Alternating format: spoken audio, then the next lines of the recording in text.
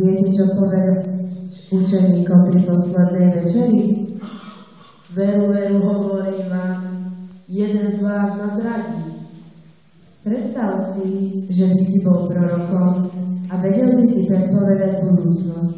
Čo by si urobil, keby si vedel, že musíš umrieť? Keby si budúcnosť poznal, možno by si sa aj toho bál. Ježiš bol prorokom, pretože bol Boh, ale bol aj človekom. A každý človek má občas aj strach. A Ježiš sa veľmi bál, pretože vedel, aké utrpenie ho čaká.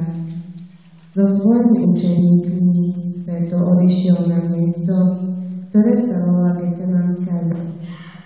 A tam sa rozsmieval k Bohu.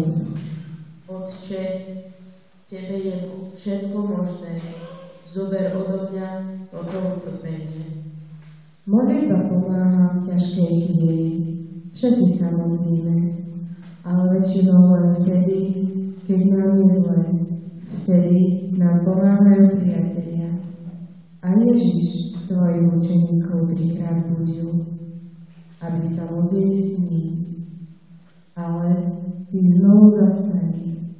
Ťažko pocítiš trápenie iného, kým ho sám nepocítiš. A keď prišla jeho hodina, odovzdal sa do rúk Božích.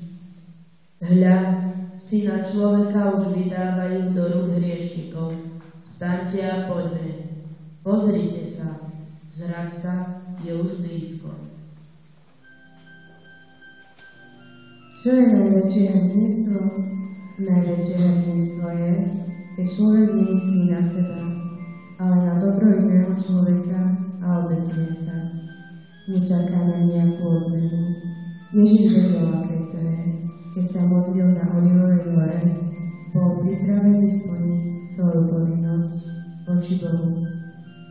Otče, ak chceš, vezmi odo mňa tento kalich.